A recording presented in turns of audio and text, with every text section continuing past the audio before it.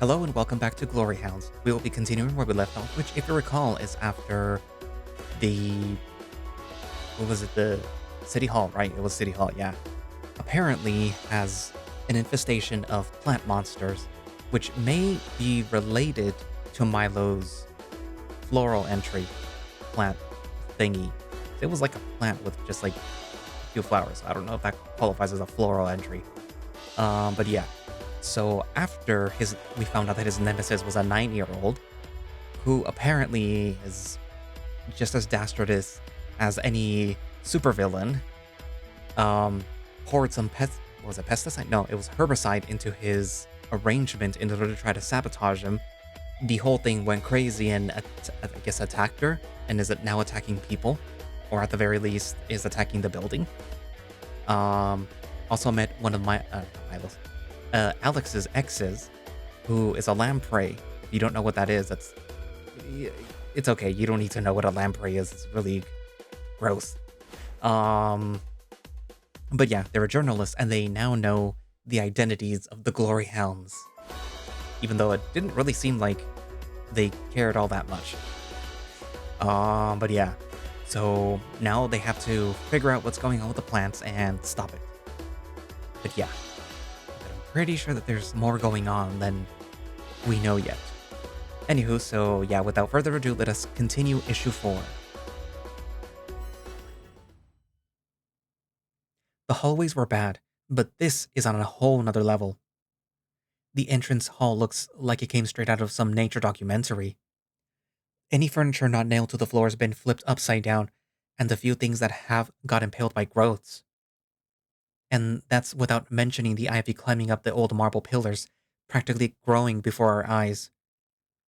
What a mess. Guess the building's due for another set of renovations. It doesn't look like there's any people here, at least. We're lucky the fire alarm was pulled when it was. This could have gotten a whole lot nastier if folks hadn't been evacuated. We are not out of the woods yet. I mean, I can see that. You know, with all the trees. I meant it as figure of speech. I groan. I know. Uh, at least we haven't run into more of those plant monsters. Help! I spoke too soon, didn't I? That is Mayer's voice. He brandishes the gardening shears. They, along with the glasses, glimmer in the sunlight filtering in through the window. He already looked pretty intimidating before, but today's events brought out an entirely new side of him. No time to lose. Raoul sprints the direction that the cry came from. Hound, wait! Before Milo finishes, a vine I hadn't seen latches onto Raoul's ankle from below and yanks, flooring him immediately. I hear a groan from Milo as it pulls Raoul's heavy frame into the air, the Rottweiler swaying and bouncing. Watch your step, Hound. Noted. A little help here? The crow casually saunters over and snips the vine. The boss crashes to the ground with a grunt. I stifle a chuckle. Situations like this make me realize my back isn't what it used to be. Then perhaps it is wise to avoid situations like this in the future by minding step. Yes? You got me there. Let's try this one again, shall we? He runs off again, a little more hesitant in his step this time. Milo follows, shears in hand. His one working eye flickers right to left, inspecting every shrub and every twig methodically. Follow my steps exactly, Hound. Right.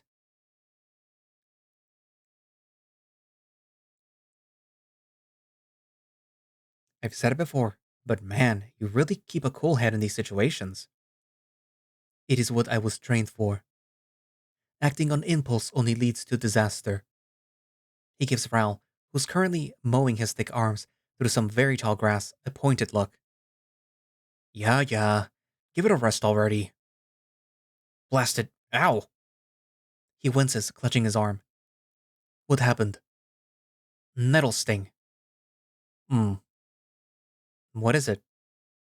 Nothing. Something craving for a nettle tea. Oh, finally, someone's come to my aid. That's the mayor's voice again. Where? I look up. Sure enough, there he is, suspended upside down from the ceiling. A sight that I never thought that I'd see when I voted at the last election. Mayor, are you hurt? Not physically, though I find myself in a rather unfortunate predicament all the same, as you can see. The thick vine that he's hanging from swings back and forth like a pendulum as he shouts.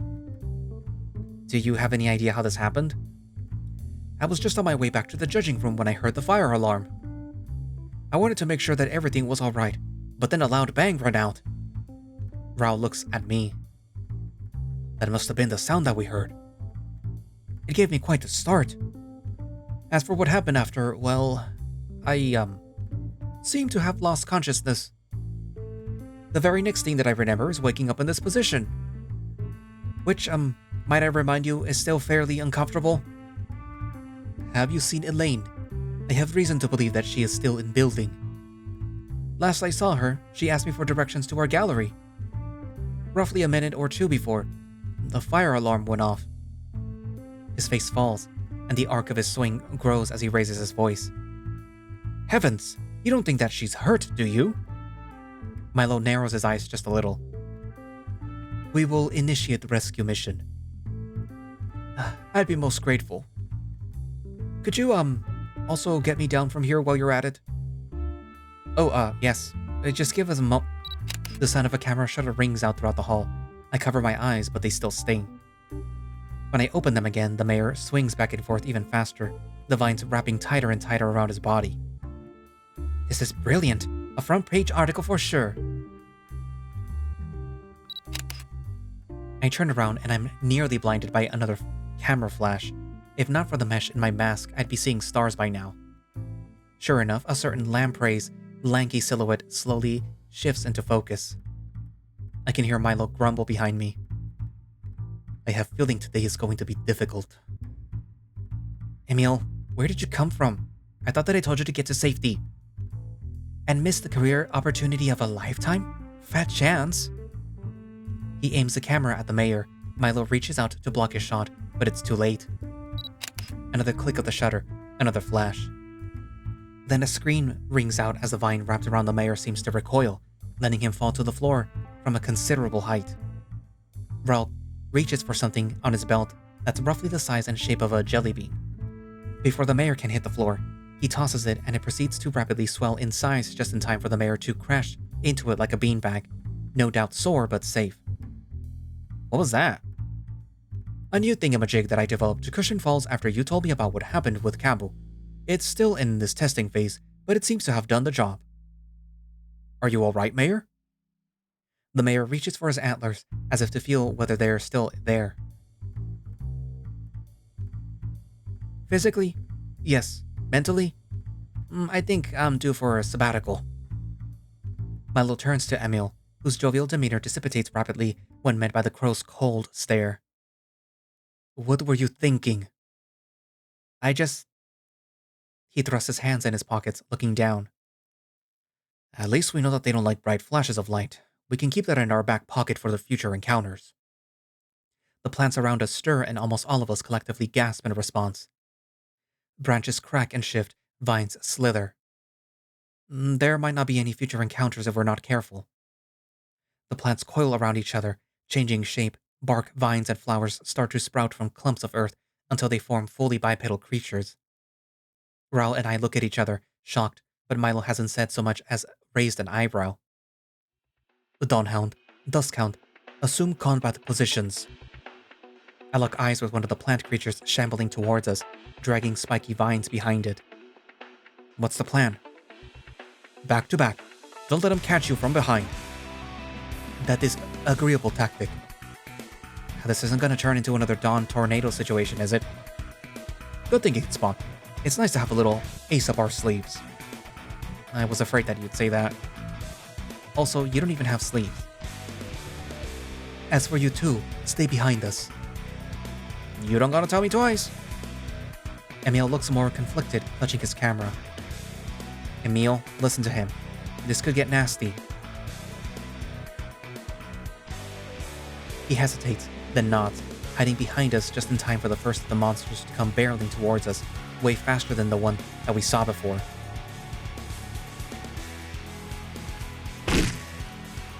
Raoul kicks the beanbag.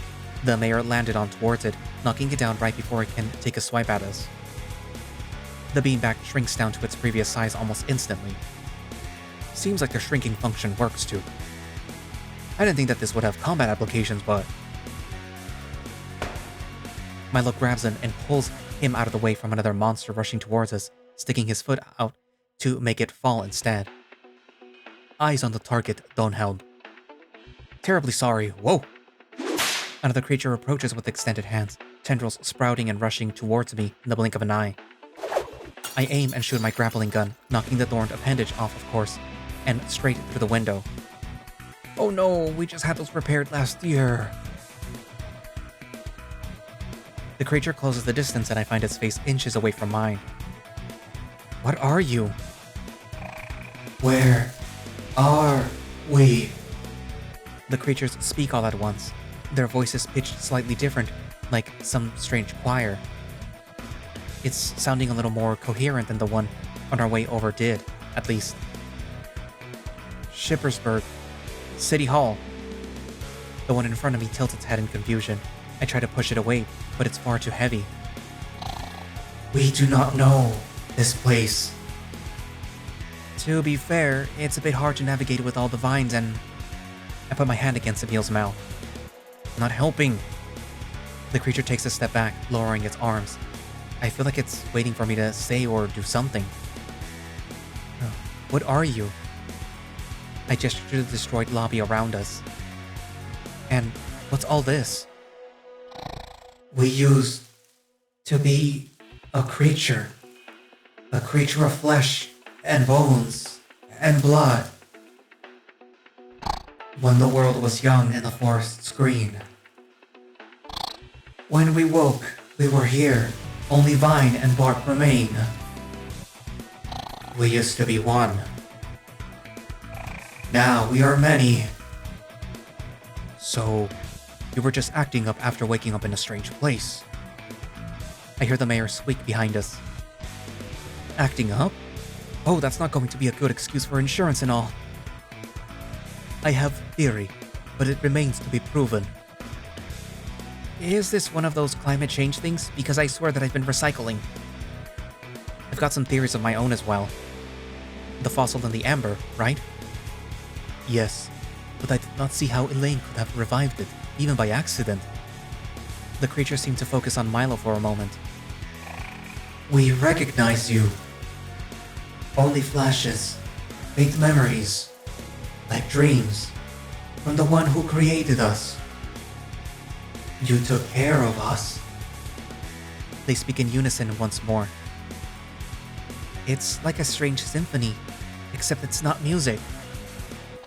We offer apologies for attacking you.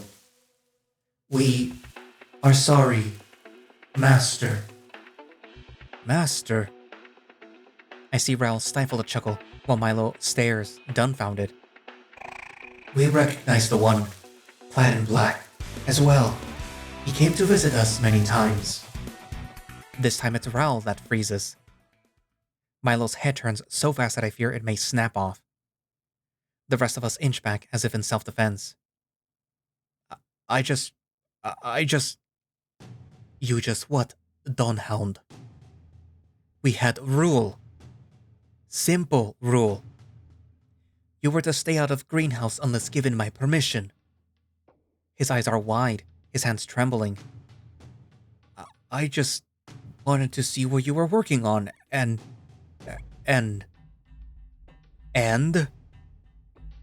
I ran some tests. I figured you really wanted to win, so...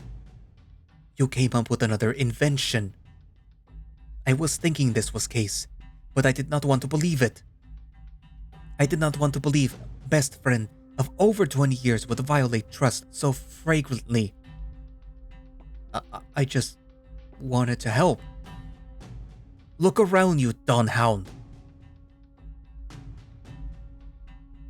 Raoul's eyes dart to destroy the windows, splinter desks, the mayor nervously wringing his hands. This is where your help gets us. Something goes wrong. You wish to play hero, and others have to clean up mess that you leave behind. I didn't think. Before Raoul can even finish a sentence, the plants shake and twitch, leaves and vines rustling violently. We obey. We will neutralize the threat. What's going on? The creatures seem to convulse erratically, as if a spasm is running through their very being. They turn towards us again and raise their vines at us, their movements much more ungainly. I don't think that they're willing to do any more negotiating. Duskhound, the Dawnhound, get ready to fight and defend the mayor and ex-boyfriend. We make way towards gallery. Roger.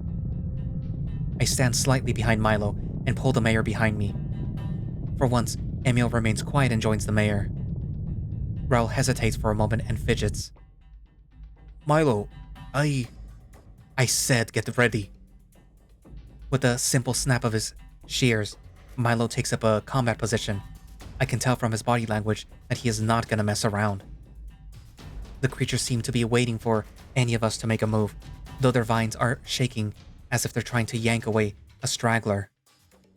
I glance at Raoul, who seems a little out of it. As much as I'd like to talk to him or comfort him right now, we have civilians to protect. Boss! Oh. Right. He regains his composure and sandwiches the mayor and Emil between us. Stay close and keep your back to mine, Alex. I'll cover the rear. You back up Milo and guard the front. Yes, sir. I wish that I had a spear or a polearm, or one of those boot axes Raoul tried to convince me to add to my costume as recently as last week. Failing that, I ready my grappling gun. Advance! Milo does not miss a beat and charges at the largest creature in front of him, the one who did most of the talking. I'm wondering if he's figured out their hierarchy or something. Do not get in our way, Master. We will assist in neutralizing the threat. One of its vines swings violently at Milo. It steps to the side and catches a thorny appendage between the blades. The smaller vine around us swings in unison, directing their attacks at us. Ah! The mayor ducks as I slam the vine away with the anchor of my weapon. Behind me, Raoul has seemingly caught the attacks from two different creatures with his bare hands. Let's see how you like this. His muscles visibly strain against the plants as he pulls them in with all his might. They slam into each other with a loud crash. The clumps of earth holding their bodies together start to crumble. Maybe if we hit those hard enough, they can't reform? Spot! With you. I keep one hand close to the mayor and attack in tandem with Raoul. Our kicks land at the exact same time, and we send the two creatures flying into the windows of a nearby office room. Out of here! Oh no! I check to make sure that the mayor is alright. He seems to be more horrified at the destruction than the plants at this point. I wince and mutter softly. Sorry about that, sir. I look ahead and Milo seems to have obliterated his adversary, covered in vines and leaves. He's got a look in his eyes that I don't like. Enemy down. Quick, before reinforcements arrive. I know better than to ask questions and motion for the mayor to follow. The vines around us are slithering, but they seem to be partially retreating. It's like they lost their coordination if one of their hands is taken out. So if we find the original leader, the literal root, we should be able to defeat entire colony at once, yes.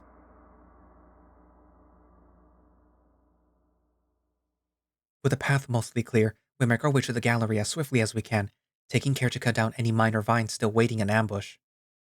Thankfully, we reach it without further incident, other than me having to yank Emil along every time he wants to snap a shot. At least until we get to an emergency exit, one of the many that hasn't been overtaken by shrubbery. I check to make sure that there's nothing past the door that could endanger anyone. Once I'm reasonably sure, I gesture to the outside, part of me wishing that I could join them right now. Alright, this is where we part ways for now, Mr. Mayor, Emil. Are you sure that I can't just hang around and get... I'm positive. Besides, I need you to keep the mayor safe outside. It's very important. Well, if you put it that way. The mayor and I exchange a knowing glance. Right. A medal will be in order, and I'll speak to your superiors, of course. Why, that would be... Okay, I'll accept. Worry not, citizens. We will take care of this botanical infestation while you get yourselves to safety. And keep anyone else from entering City Hall. Not even the police or the fire department? The more targets there are inside, the harder our job will be. We don't want anyone else getting hurt. Situation is messy enough as it is. With a nod, the mayor drags the still unwilling lamprey with him. Once they're past the doors, the rush of adrenaline that I felt is gone with them. Now all I feel is tension crawling up my spine and a frog in my throat that won't hop out. I want to get back to business, but Milo speaks up first. Why do you always go for a crazy approach without thinking things through? I made a promise, Milo. This is not what she would want. She would be ashamed of you. Suddenly, Raoul's face is inches away from Milo's, the Rottweiler having grabbed him by the collar. How dare you! Milo doesn't flinch. His expression is blank, distant. I don't think that he meant what he just said. Stop it, you two. Come on. Raoul's breath catches and he lets go. I get between the two of them. Not that it'll help with the both of them being twice as strong as I am, but I'm not going to just stand there. This isn't solving anything. There's still someone out there who needs our help. But we can play the blame game all we want once we're back at base. Milo dusts himself off, straightening out his uniform. He takes a deep breath. Duskhound is correct. After business is concluded, however, this little game is through. This is the last time that I will be assisting you. Suit yourself. I stare at them, exasperated, wondering if this is how Lou feels with their kids sometimes. They don't say a word to one another the rest of the way to the judging room, to the point where I actually wish that we would just get dragged into another fight. Anything to replace the sudden hostility.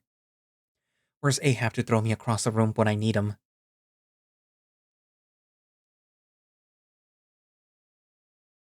Looks like this is the place the mayor was talking about.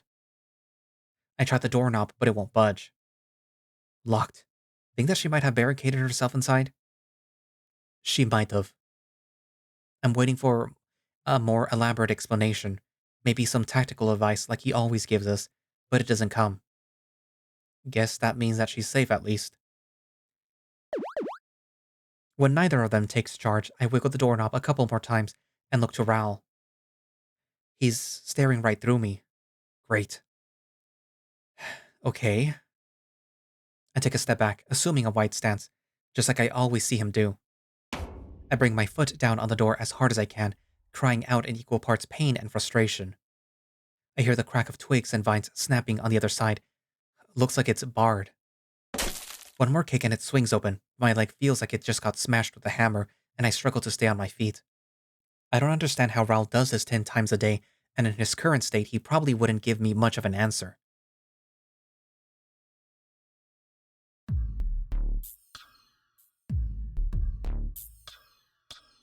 All of the tendrils lead right here to this little room. It's hard to tell the pieces apart.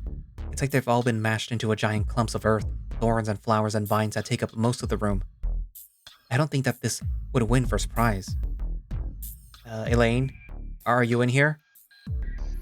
I hope she's safe, or Willem will skin me alive. Show yourself. Clearly Milo doesn't share my concern. Finally, some help. Will one of you imbeciles get me out of here? Elaine's sitting in a corner, seemingly none the worse for wear. Are you alright? She hushes me. Quiet! You'll wake it up. It? The plants. They locked me in here. You have lots of explaining to be doing. Elaine sighs dramatically. Why? I don't know anything. I sniff the air. I think you do. It smells like a chemical lab in here. What happened? She hesitates and then I catch her smile slip and her brow furrow. I just added a little drop of the stuff to Mr. Drozdov's arrangement. I didn't think that it would lead to all of this. A drop? A drop of what? She mutters something under her breath.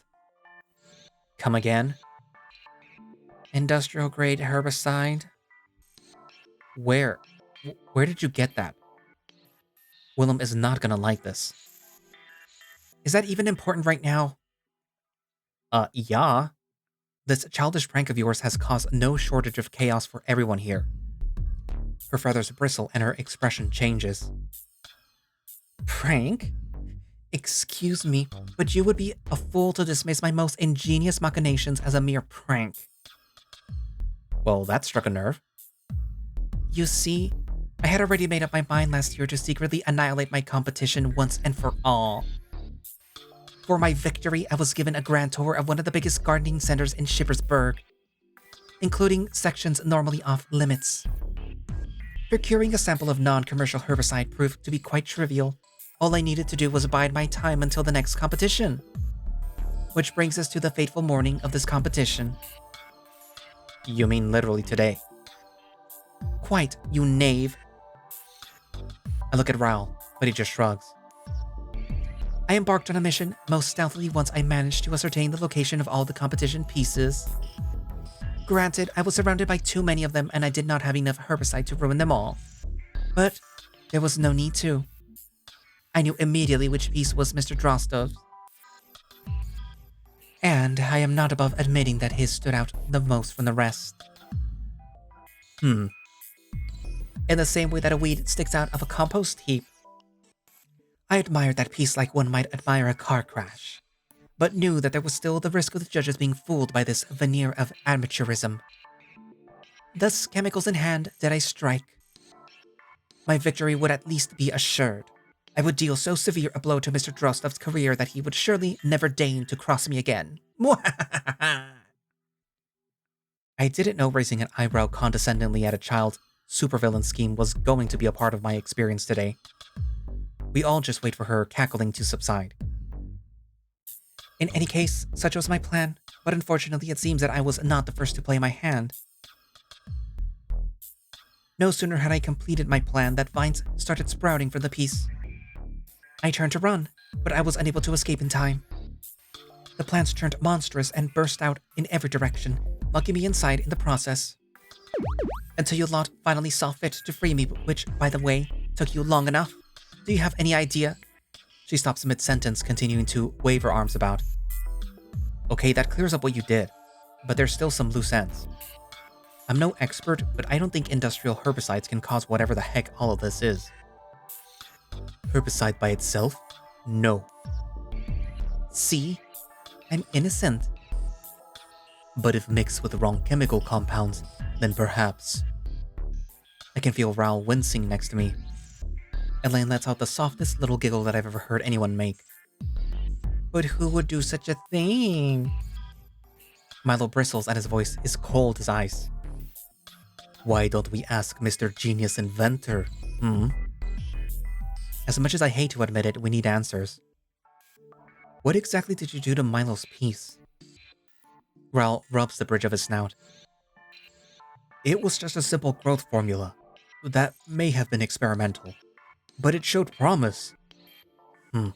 Yes, and for whatever reason you deemed my contest piece to be perfect test subject. I just put some of it in the greenhouse's water supply. I didn't mean... all I did was to try to help you win. The crow looks away from Raoul in my general direction, though I don't think that he's actually taking note of me. I did not ask for your help. He sputters. You never ask anyone for help. Everyone needs help sometimes. I figured you might actually win first prize this year with a little assistance. So then, you did not think that I could win competition? Milo slowly turns towards the boss again, not meeting his eyes directly. Of course you could have. This was just gonna make it a lot easier. If it hadn't been for the girl's herbicides meddling with my growth formula, it would have been no contest. After all these years, you still understand nothing. There is reason I keep greenhouse off limits even to you. His index finger is pointed aggressively at Raoul's chest. I have cultivated botanical skills over decades. I studied, I experimented, I failed more times than I can count, but I learned and I grew. Journey was mine and mine alone. It was rewarding. I did not want to win at all costs, Dawn Hound. I wanted to win on my own terms, on my own merit. You took that away from me. For a few agonizing moments, we all just stand there. Milo's hulking frame is virtually towering over us, his breath barely containing his fury. Any response from Raoul goes unheard as a loud rumble shakes the room. The giant clump that I noticed before seems to be pulsating, like some sort of messed up beating heart. The flowers on it go into full bloom, branches creak and snap.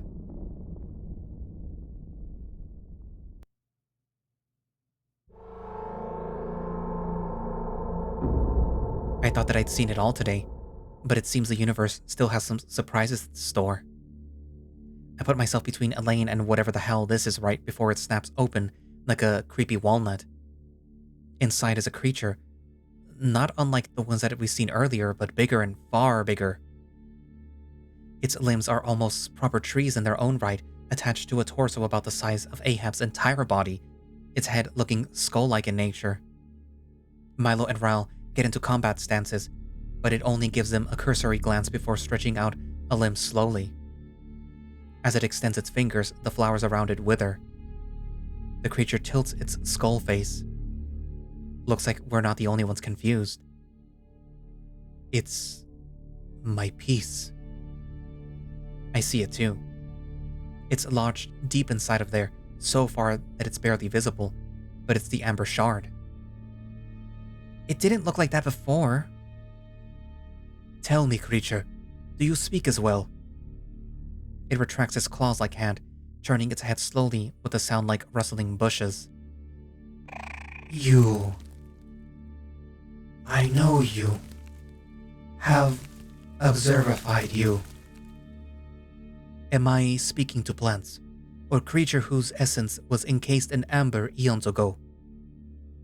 It mulls over that question, inspecting its rugged limbs one by one. At least, it isn't attacking us yet. That's a start. I am both. I am neither. I am new. Were you in control of all the other creatures? Control? Once more, it tilts its head. No.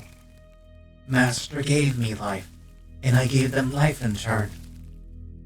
They may have pieces of me, thoughts, questions, answers, but they are their own beings. They used to be one, and now there are many. That's what that one from before said, right? There's more of these guys? We may have met one or two of his friends. If I might be allowed an inquisitorious remark of my own, where am I? You are in Batavia, Shippersburg, to be exact. These words you speak, I do not recognize them. What do you remember from before? My memories blur. I remember warmth. I remember a forest of verdant green, the crunch of sand and earth under my feet. I remember being touched. I remember being loved. I remember loving in turn. I remember ending. I remember. I remember. I remember. I remember. He starts shaking erratically, ripping a hole through the ceiling. Are you okay? One thing at a time. It tosses its head back, letting out a loud cry. Then it charges forward, blindly, straight through the door. Sounds of shattering glass ring out from the hallway. What was all that about? I think it got overwhelmed. Didn't seem to mean to harm us, at least. We should go after it. There's no telling what it'll do to the city if it escapes in this state. No, you have done enough. He readies the gardening shears. I will go. You take Elaine to safety. Nonsense. We're the ones equipped for the job. Duskhound, leave City Hall. Take Dawnhound with you. Are you gonna be okay? Yes. Assistance will only slow me down. I am done here. I am off to fight root of problem. He storms off into the overgrown thicket as the boss and I escort a very much unwilling child towards the closest exit. Can I stay and watch the fight? I promise I'll be good.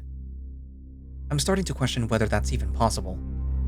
But thankfully that's not my call to make. No can do, Missy. Your uncle must be worried sick about you. Besides, it's going to be dangerous in there. There's no telling what might happen if you get snatched up by those things again. Well, alright, if you say so. We say so. I shoo her onwards as gently as I can, making sure none of the vines are slithering after us. Much to my chagrin, the first face that I see upon opening the door is Emil's. His mouth frightens me so much that I instinctively slam the door shut on his extended arm. Even though it's trapped, it's still wiggling enough to lift the tape recorder to my lips. What is the current status inside? Speak loudly and clearly into the recorder. We're, fixing things? You mind taking a step back? Someone wants to leave. Are the plants indeed carnivorous? I don't know. Because that's the current prevailing opinion. Prevailing how? Well, I mostly came up with it myself. Why are you even yelling? I'm not yelling. I'm projecting my voice like an unseen reporter do. I groan and open the door just a little bit for Elaine to pass through. Tell the press that I don't have a comment. But I am the press. Yeah, take her to Willem, okay? I shove his arm back and close the door.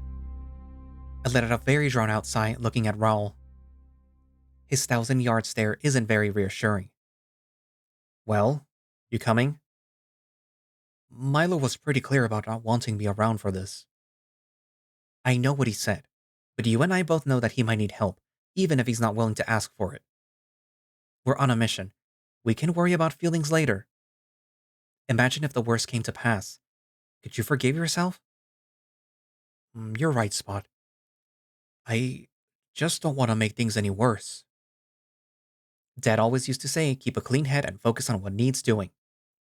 I'll leave out the part where he mostly said that when I forgot or neglected chores that needed doing. And there was usually a lot more swearing involved. With that all sorted, it's just us, Milo, and a legion of bloodthirsty plants. Now that all civilians are safe, it's time to put an end to this madness. I drag my hesitant boss behind me and sprint after Milo. He's going to need our help, whether he's ready to admit it or not. Let's put an end to this, Dawnhound. Raoul lets out a deep sigh, then gathers his focus. Affirmative.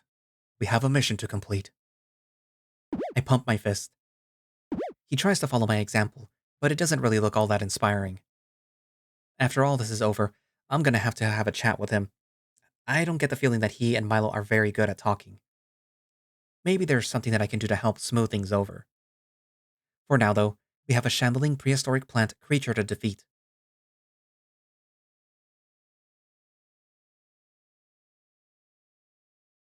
Where'd he go? He couldn't have gone far. He's gotta be somewhere. Whoa! Raoul jumps back as several small vines slither towards us and start swiping at our feet. I follow suit, keeping my eyes on the ground. Whatever you do, Alex, don't trip here. Is it me or have they become a lot more aggressive? Something's got them riled up for sure. Look out, Spot! Wah! Before I can even process what's happening, a massive set of vines from the ceiling comes in, yanking me up. The boss reacts in a split second and grabs my wrist, trying to steady the both of us. But before I can even utter a warning, one of the slithering vines sweeps him off his feet and he loses his balance. Damn it! No! The vines pull us up, and before we realize it, we're bound and at the plant's mercy. Strangely, they don't seem interested in finishing the job.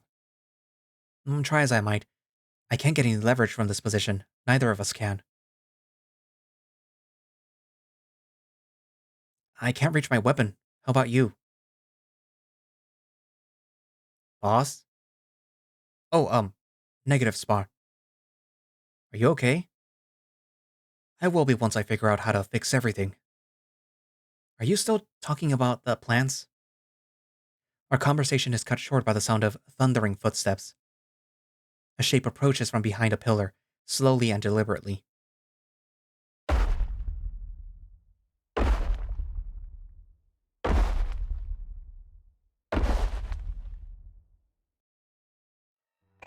You do not belong here.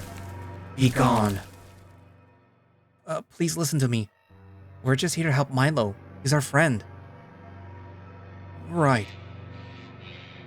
Come on, Raoul. I need you to put a little more oomph into it, for all of our sakes. I will eliminate all threats. The creature seems to shake as if possessed, grasping at its own head before locking onto us. Boss, if you have any creative ideas, now's the time. I'm trying! The monster moves in closer, one of its arms flexing erratically. Be gone! Be gone! I'm about to lose it and scream for help when I notice another shape appearing not too far from the commotion. Milo. Halt! The crow stands several paces away from the creature, brandishing the gardening shears. There is something about him that unsettles me more than any of the plants. Your fight is with me. Let these two go. They came to destroy us. If you side with them, you, too, must be neutralized. You will stand down and wait. Milo takes a few steps forward, ignoring the vines all along the floor, until he's almost directly beneath me. The creature seems to observe him intently, but doesn't interfere. I don't fully understand what's going on between those two.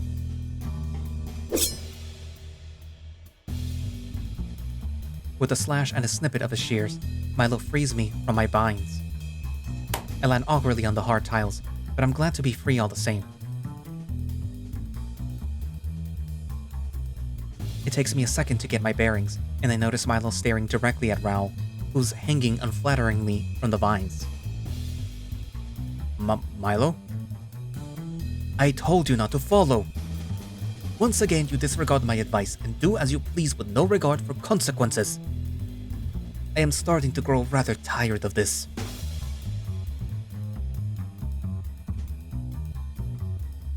Eventually, Milo just sighs and cuts the boss free as well.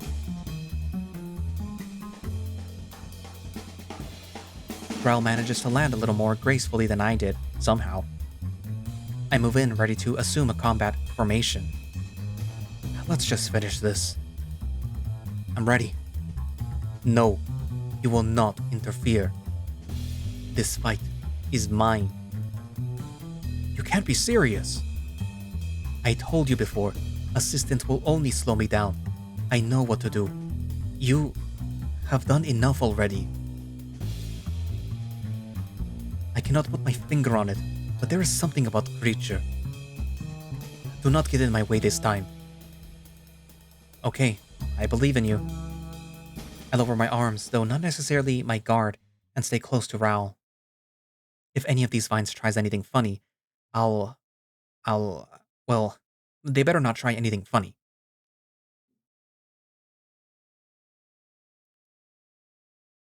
Milo nods affirmatively and approaches the creature.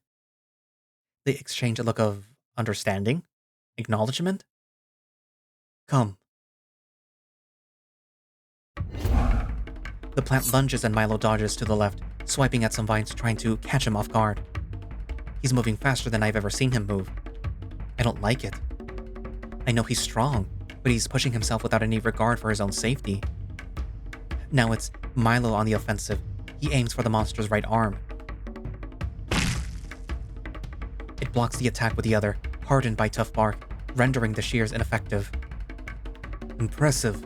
You show great potential. The two combatants circle each other slowly. All the other vines and plants have moved out of the way, as if to create an arena for them. The creature raises its barked hand, winding up for a massive downward strike. The crow barely manages to roll out of the way in time. I catch him wincing as he steadies himself, though he hides it well. I mutter softly to myself, "Come on, Milo."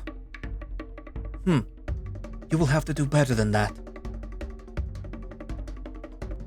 The plant spins in place, swinging vines at a massive arc around it. Milo jumps over the first few. "On your right!" Using its own momentum, it winds up a powerful punch at the airborne and now defensive Milo. He manages to barely put up the shears to block the incoming attack.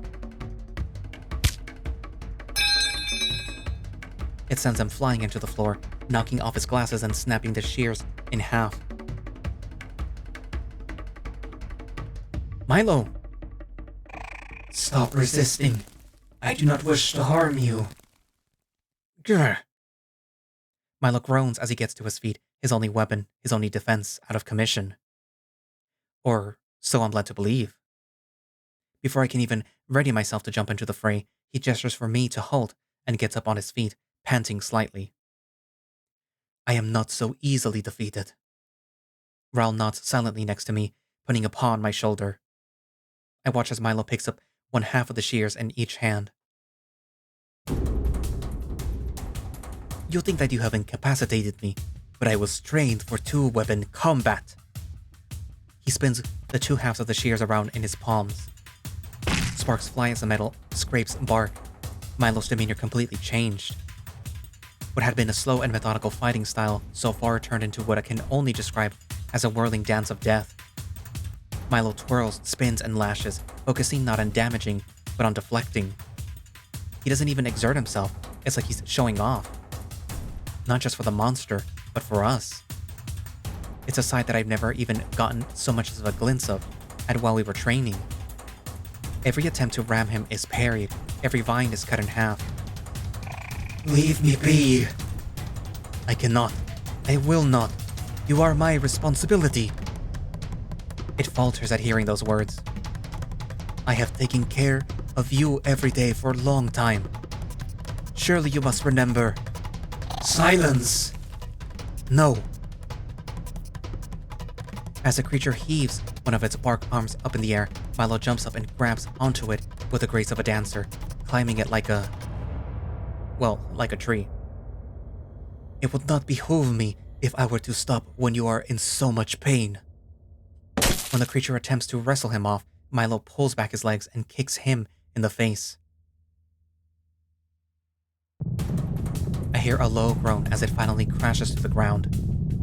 As it does, its bark-like skin cracks like an eggshell, falling around it in several parts.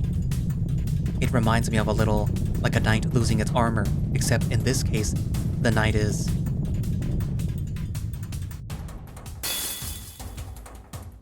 It seems to be a person? Looks like some kind of tiger? His fur, or what I can see of it, seems like it has the texture of moss grass, and smells like it too. Milo raises one of his makeshift swords at him, and when his unconscious body doesn't stir, he nods and tosses the halves of the shears aside. He tilts his head up and takes a long breath.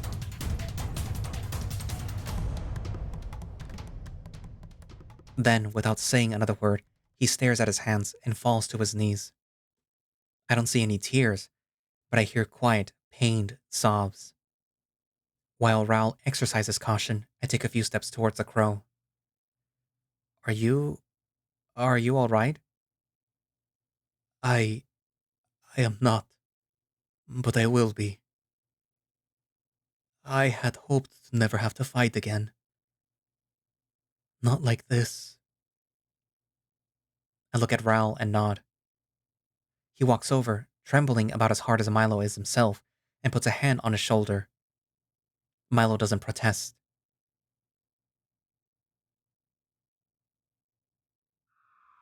Press flies into the city hall, Emil leading the charge. Much as the mayor tried to get them to form an orderly line, the journalists completely ignore him, sounds of clicking cameras drowning out his words. Their expressions run the gamut from horrified to enthralled, some of them poking at some of the destroyed furniture. Eventually, the mayor just throws up his hands, walking on over to us. It's good to see you're well. Sorry the place ended up trashed. It's quite alright. The place was due for a little renovation anyway. He says that, but judging by the way that his voice trails off at the end, I'm not sure that he means it. In any case, thanks are in order. He extends a hand. I shake my hand. If you want to thank someone, thank Milo. He did most of the work. To be honest, I just stood there and looked pretty. Well, it was more like I hung there and looked pretty. The mayor moves his hand to Milo, who does accept, though judging by the furrowed brow, it's more out of obligation than anything else. We were root of calamity to begin with. Chin up, men. At least it's provided some life to what is usually a dull affair. And the plant life does add a dash of color to the place, wouldn't you agree? I think he's trying to convince himself just as much as he's trying to convince us. I take it Milo didn't win the competition? I think the competition ended a long time ago, son. I'm reconsidering holding it next year as well. There's never been so much foul play and, well, I suppose there was the plant violence. He does get points for style, though. Speaking of the plants, what's going to happen to them? Raoul's voice is a lot more muted than usual. Oh yeah, there ended up being a lot of those creatures in the end. I notice the mayor's eyes are drawn to one of them in particular, standing in the corner. I don't think that he's comfortable with them yet. It seems that they all turned docile though. All available information indicates sapience. They are capable of speech and thought just like the rest of us. The mayor takes a deep breath worthy of a deep-sea diver. Well, I suppose if they really no longer mean us harm, and they're willing to cooperate and learn, we can see about integration. What of their leader? He tips his muzzle to the tiger-like creature, standing a little ways behind us, surrounded by journalists. It seems as bewildered by them as they are by it. At least we managed to put some spare clothes Raoul had in his suitcase on him. I will take him and his, family in. They will need a place to stay. Then it's all settled. Soon as we have a semblance of order around here again, I'll have the paperwork sent your way. Gotta say, you're remarkably chill about this. Oh, thank you, my boy. Perhaps I'm still processing the horrors of what I witnessed. No worse than the charity ball that we tried to hold last Christmas, I assure you. No does not hold the candle. I suppress my inner Lou and resist the urge to ask. As the mayor heads off in the direction of the reporters once more, Willem comes dashing towards us with his niece in tow. There you are. Her expression suggests that she's not here entirely of her own free will. Willem, glad that you're safe. Could say the same to the three of you. I was worried sick I was. Elaine says that you saved her eye. I'm really grateful. Then again, she also said that she did cause this whole mess. Next to me, Milo perks his head. He takes a few measured steps closer, his arms folded. Come on, Elaine. Apologize. Sorry. What? I didn't catch that. I'm sorry. Your apology is accepted. Next time, however, you won't be getting in my way. Next time we meet on the field of battle, I expect you to give it your all. No tricks, no herbicide. I know you are skilled enough to beat me if you set your mind to it. Elaine stops mid-triad, her eyes growing wide. Do you actually mean that, Mr. Drostov? I do. Milo and Elaine shake hands. But I will still win. Hey! As they continue to argue, I look at Raoul, who's closing his suitcase and slowly walking towards the door. Emil tries to grab his attention, but he brushes him off. So much for the exclusive interview. It'll have to wait for a couple of days. We had a bit of a rough time of it. It can't wait a couple of days, Alex. Breaking news has to be, well, breaking. I'm sure the mayor would love to give an interview. Why am I being volunteered? Excuse me. Master Raymond. Mr. Drozdov. Come with me.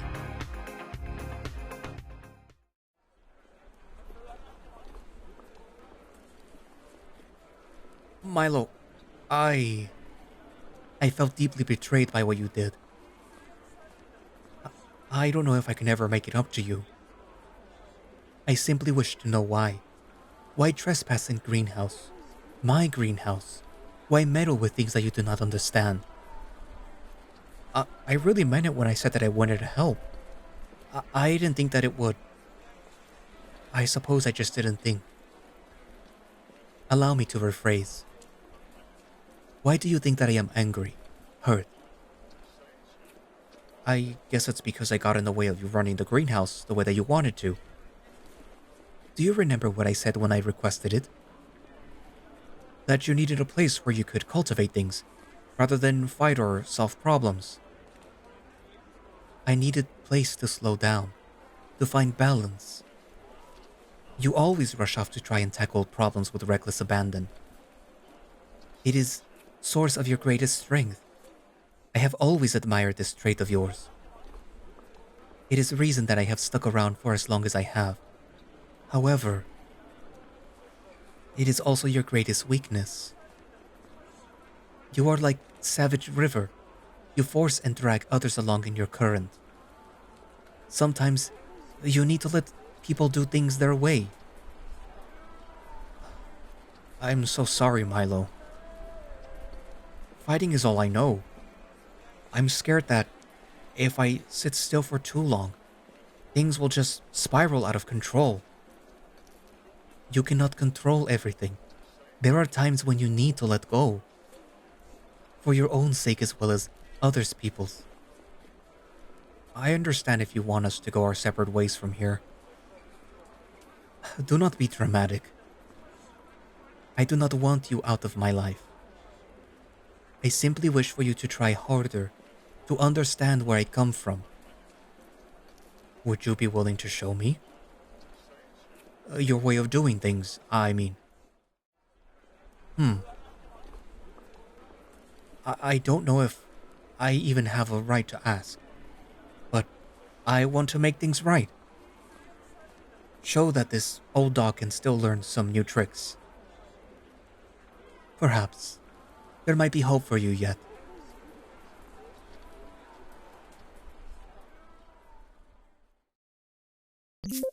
With the beep, the door to the greenhouse opens. To my surprise, it's not just Milo in there. Raoul is carrying a small watering can, and there's someone else. He looks different, less bewildered and more focused. Milo motions for me to come closer, though he doesn't take his eyes off of the other two. Now gently mix nutrient into soil. The plant person adds the contents of a small packet into a large pot, its whiskers twitching and bouncing happily, almost as though it can sense the very earth itself. Just so, then add little splash of water. The boss tries his best to add only the slightest bit of water to the pot. Like this? That is plenty. We want to moisturize soil, not oversaturate, else leaves will rot and wither. One cannot rush plants. They grow at their own pace. We simply provide healthy foundation, then let nature take over. Each plant has different requirements, different rhythm, none we can force. This is hard. It is. I do not deny it. Patience can be difficult skill to cultivate. Like plants, it will grow if you nurture it. Slow and careful progress is still progress. I think I get it. You are starting to get the hang of it. Raoul nods, trying to understand, but his eyes betray his desire to do more, right now. He still manages to keep it together, though I do catch his hands trembling when he puts the watering can back down. I'm not interrupting anything, am I? I walk over to them, brushing past another plant person carrying a large bag of mulch. I still have to get used to the sight, but it looks like they're adjusting well. Not at all. Come, there is someone that I would like you to meet. He says it with no small amount of pride, beckoning the tiger over. Greetings and salutations, dear canine companion. I am Basil. 'Tis a pleasure to make your acquaintance. I was expecting a Batavian name. Do you fancy it? I heard Mr. Drostov say the word when he was explaining this wondrous, fantasticacious place to me, and it simply... Yes, it simply spoke to me. Basil, huh? Shit, he's staring. Think of something. Do you go well with pasta?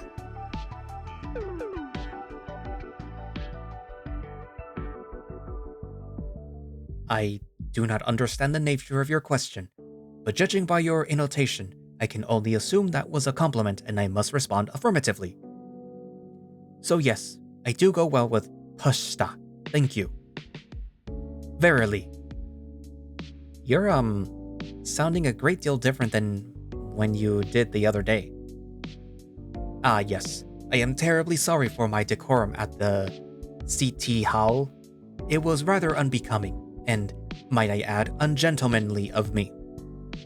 Rest assured, however, Mr. Drozdov has educated me on proper ways to address you all, and I am now well versed in matters of speechcraft and linguistics, indubitably. I'm Alex de la Roche. I work for Mr. Brevard, but you, probably knew that. Nice to meet you, Basil. It is nice to meet you, Mr. de Roche. You know, I also happen to find myself in the employ of Mr. Brevard. I have been assisting him and Mr. Drozdov in matters of gardening, though my skill in combat has not gone unnoticed either. Raoul shuffles up to us, gardening tools in hand. He has been very helpful, actually. Milo's instructions can be a little caustic, shall we say. I prefer efficient. And Basil has managed to make it a lot more digestible. That I can agree with. He's been a great addition to the company as well. He's offered to aid in research to ensure that the components that we use in our serums and pesticides are safe for public use. Did you ask? Of course I asked Milo before running it by him. Mr. Brevard has been on good behavior so far. Okay, good. Just checking to make sure that we don't have a repeat of City Hall. I give Basil an apologetic look. Not that anyone can blame you. Do you even, I stopped myself the last time that I asked him to remember things he went berserk. Hardly a thing, I am afraid. I woke up in a strange place surrounded by strange people. I acted on instinct. Nay, I lashed out in a fit of scandalous confusion. I was bewitched, bewildered. It was as though my memories of being cared for by Mr. Drozdov as plants and flowers, and my memories as the person whose essence was stuck in that amber shard, became one all at once. They clashed and conflicted with one another. I did not know who, or indeed what, I was. That's, quite the unusual existential crisis. And how are you feeling now? Were I to have an organic brain or a nervous system like you, I would say I am feeling grand. How do you know that you don't have a nervous... We tried to perform biopsy and run tests. But according to Master Brevard, the sample sprouted legs and ran right off the table. I had to run all over the lab to catch it. How's a thing like that even possible? Who knows? Perhaps I am a very virile person. Pardon me, my current state is still rather confusing.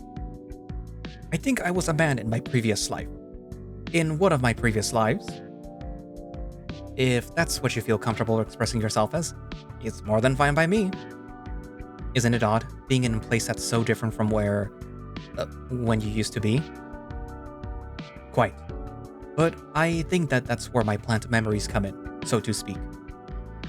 Part of me feels odd indeed, but another part of me has been here for years. And when I am here, I feel naught but warmth. And what about your, can I call them your kids?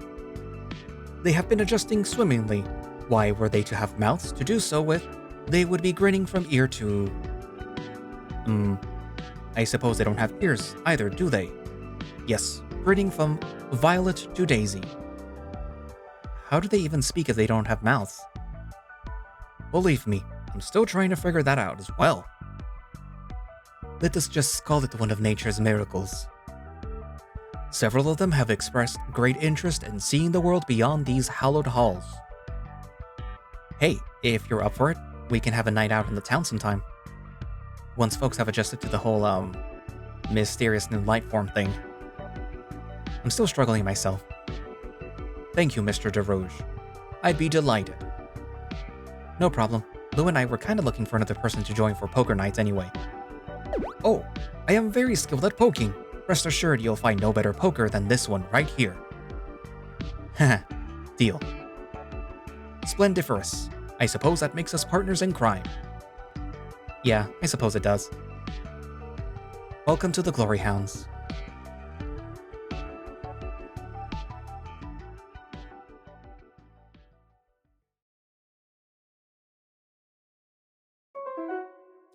Issue 4, End.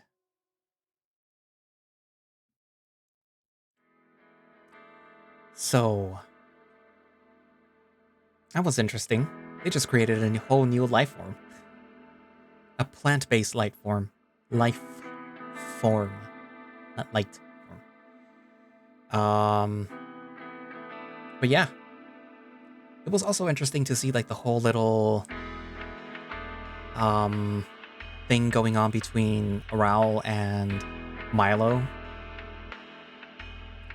It seems like it was something that was, I guess, building up. Or not even building up, it was something that was simmering in the background. Between how reckless Raoul can be and basically how Milo has probably had to clean up his messes all this time, and like now it's like not only does he have to clean up the mess that he created by messing with the plant, but it's a mess that he created by messing with something that was precious to Milo. And thankfully it seems that things have settled down and they had their talk, and they probably have had more talks since then about, like, I guess you could say boundaries and probably some other stuff. But yeah, it's good that it was resolved at least, or at the very least that they talked about it. Also, these guys can't seem to keep their identities secret, because now there's a journalist who knows who they are, and I mean, also Willem and Lou and God knows who else knows by now, probably. I am curious though as to who it was that Milo was referring to when he was saying like, oh, she would be ashamed of you right now to Raoul. Was it like a parent or something? Mysteries. Anyways, what else? It is also kind of nice to see that Alex is getting a bit, well, I don't know if it was just me, but noticing that he was becoming more closer with Milo, but also with Raoul to some extent, where it's like, before it was all like, oh yeah, my boss, yeah, I should, whatever, my boss. But now it's like, oh, I just want to make sure that, my probably autistic boss is doing okay in this large crowd. And I'm saying autistic because like the guy has noise canceling headphones. It does very poorly in large crowds, and is in general very shy. He seems to also have a lack of being able to understand how certain people work. So like, he's giving Tism vibes. But yeah, which is not a bad thing. Kind of like that. I like the representation. Anywho, good thing he's not from the US right now, because like somebody would have their sights on him. Anywho, but yeah. It is nice to always get back to Glory Hounds because the stories are always like self-contained. I mean, they're continuing the story at large, but each issue, even the little shorter issues, are just self-contained stories. So you can read one update and be like, oh yeah, and then just wait for the next one. It's not like, oh well, I have to wait for the next update to see whether or not these people lived or not, or if they're gonna get together or whatever. And like in some other visual novels, I guess. This is just a self-contained issue, which is good. It's nice. Not that all the other visual novels are not nice. But yeah. What else? I don't know. My throat hurts right now. I'm reading like at midnight right now, so reading it for you guys. This is just adding to the pile of visual novels that I have to edit. I say edits because I have a new story that I read, which turned out to be 6 hours long, which I have to edit. So you could call this me sort of shirking my responsibilities and reading more to avoid having to edit that. But yeah, whatever. Anyway, so yeah, write down in the comments what you think, and thank you all for watching / listening. If you would like to play Glory Hounds yourself, you can do so by going down into the link in the description, to which will have a direct link for the itch.io page where you can download the game and play it yourself. And if you would like to support the Echo Project, which is where Glory Hounds is a part of, then you can do so by going down into the other link for the Patreon, where you can subscribe and get early access to builds of Glory Hounds or builds of Camia, which I'm pretty sure should be going public soon, which, oh my god, that means I have more reading to do. As well as all the other visual novels that they are a part of. But yeah, subscribe to them if you want. Or, you just wait until they go public. It's all up to you. If you would like to support the channel, you can become a channel member. There's a link for that down in the description, as well as probably underneath the video, or on the home page for my channel. It's everywhere. Just click on it and become a channel member. Support the channel. There's 2 tiers for it, the cheap tier and the one that gives you early access to the videos as they're being scheduled. And I say scheduled because the content is already available. It's just, I record it, edit it, and then upload it, and then there's usually videos ahead of it, so it gets scheduled. And channel members get to watch those videos without having to wait. What else? Also, Ko-fi, in case you just want to support me through there. You don't have to, though, this is all voluntary. I know right now times are tough, and not everyone has expendable income, but like, if you feel so inclined, it's right there. Also, Throne, if you feel so inclined to continue my literary collection, my book collection, I'm saying. But yeah, it's there. It's all in the description. Anyways, but yeah, so I guess that's it for now, and I will see you guys in the next video. Bye-bye.